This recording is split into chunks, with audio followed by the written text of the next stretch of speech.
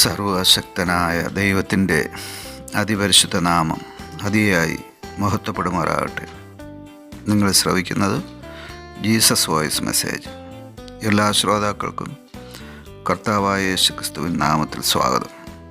അല്പസമയ ധ്യാനത്തിന് ഒരു തിരുവചനം വായിക്കുന്നു. സങ്കീർത്തനം 86 1-ാം തിരുവചനം. യഹോവേ, ചെവി ചായ്ക്കണമേ, എനിക്ക് ഉത്തരമറിയണമേ. ഞാൻ എളിയവനും ദരിദ്രനുമാകുന്നു.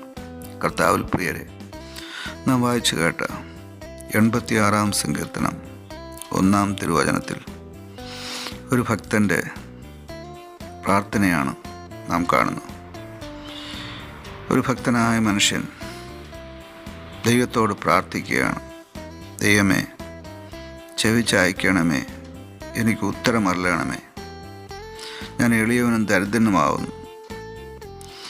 ഇവിടെ അദ്ദേഹം ദൈവത്തോട് പ്രാർത്ഥിക്കുവാനുള്ള പ്രധാന കാരണം അദ്ദേഹത്തിൻ്റെ ആത്മീയമായ ദാരിദ്ര്യമാണ്. താഴ്മയോടെ അദ്ദേഹം ദൈവത്തോട് അപേക്ഷിക്കുന്നത് എൻ്റെ ആത്മീയ ദാരിദ്ര്യം മാറ്റിത്തരണമെന്നാണ്. ഈ ഭക്തൻ വെറുമൊരു ഭൗതികമായ ദരിദ്രൻ ആയിരുന്നില്ല.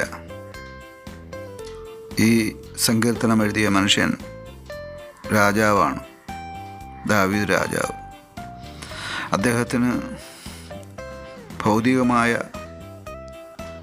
വിഭവങ്ങളിൽ യാതൊരു കുറവും അനുഭവിച്ചവനല്ല. നമുക്കറിയാം, രാജാവിന് എനിക്ക് ദാരിദ്ര്യം എന്ന് പറയുവാൻ ഏത് കാര്യത്തിലാണുള്ളത്? ആരെവിടെയെന്ന് ചോദിക്കുമ്പോൾ തന്നെ അടിയനിതാ എന്ന് പറഞ്ഞുകൊണ്ട് ദൂതന്മാർ രാജാവിൻ്റെ മുമ്പിൽ പ്രത്യക്ഷപ്പെടും. രാജാവ് ആവശ്യപ്പെടുന്ന കാര്യം ഞൊടിയിടയിൽ സാധിപ്പിക്കുവാനായിട്ട് പരിശ്രമിക്കും. അങ്ങനെയുള്ള ഒരു രാജാവ് ദൈവസന്നിധിയിൽ ചെന്നിരുന്ന് പ്രാർത്ഥിക്കുകയാണ്. ദൈവമേ, ഞാൻ ദരിദ്രനാവും. ഇങ്ങനെ പ്രാർത്ഥിക്കുവാൻ ഈ ദാവീദ് രാജാവിനെ പ്രേരിപ്പിച്ചത് എന്തായിരിക്കാം? അതിനുത്തരം നാം മത്തായി സുവിശേഷം 5-ാം അധ്യായത്തിലാണ് കാണുന്നത്.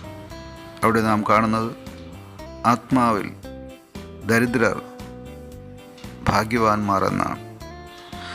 അഥവാ ദാവീദിൻ്റെ ദാരിദ്ര്യം ഭൗതിക വിഷയങ്ങളിലല്ല, ഭൗതിക വിഭവങ്ങളുടെ കുറവ് കൊണ്ടുമല്ല. അദ്ദേഹം അനുഭവിച്ച ദാരിദ്ര്യം ആത്മീയമാണ്, ആത്മീയമായ ദാരിദ്ര്യം. ഈ ദാരിദ്ര്യം അനുഭവിച്ച ഒരുപിടി മനുഷ്യർ ഉദാഹരണമായി തിരുവചനത്തിൽ നമുക്ക് കാണാം.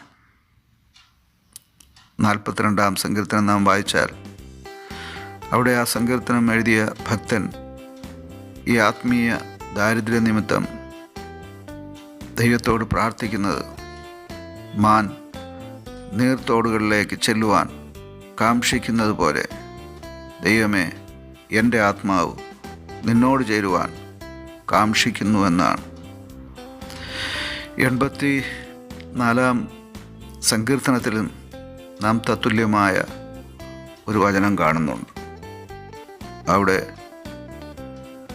നാം കുരുകിലൊരു വീടും മീവൽ പക്ഷി കുഞ്ഞുങ്ങൾക്ക് ഒരു കൂടും കണ്ടെത്തിയിരിക്കുന്നു എന്നാണ് പറയുന്നത്. ഇവിടെ ഈ ഭൂമിയിലെ പക്ഷികളും കുരുകിലുമൊക്കെ ദൈവത്തിൻ്റെ ആലയത്തെ അവരുടെ സങ്കേതമായി, അവരുടെ ദാരിദ്ര്യം മാറുവാനായിട്ട് ഉപയോഗിക്കുമ്പോൾ നമുക്കാവശ്യം ആത്മീയമായ സമ്പന്നതയാണ്. ഈ ആത്മീയമായ ഭദ്രത ഓരോ ഭക്തനും ആവശ്യമാണ്, ഓരോ മനുഷ്യനും ആവശ്യമാണ്. അത് രക്ഷയുടെ ആനന്ദമാണ്, അത് രക്ഷയുടെ സന്തോഷമാണ്, അത് രക്ഷയുടെ പ്രത്യാശയാണ്, അത് നിത്യജീവൻ്റെ ഉറപ്പാണ്. അത് നമുക്ക് ലഭിച്ചാൽ നാം ആത്മീയമായി സമ്പന്നരായി മാറുവാനിടയാകും. ആമേൻ.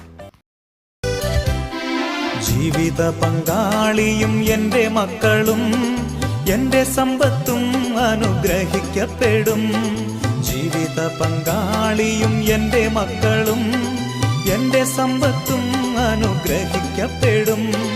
എൻ്റെ നന്മയ്ക്കായവൻ സമൃദ്ധി നൽകും. എന്നെ വിശുദ്ധ ജനം ആക്കിയിടും താൻ. എൻ്റെ നന്മയ്ക്കായവൻ സമൃദ്ധി നൽകും. എന്നെ വിശുദ്ധ ജനമാക്കിടും താൻ. എൻ്റെ ദൈവത്താൽ, എൻ്റെ ദൈവത്താൽ നിശ്ചയം അനുഗ്രഹം പ്രാപിച്ചിടും ഞാൻ. തൻ്റെ വചനം പോലെ ഞാൻ ചെയ്യും. തൻ്റെ വഴിയിൽ തന്നെ നടക്കും.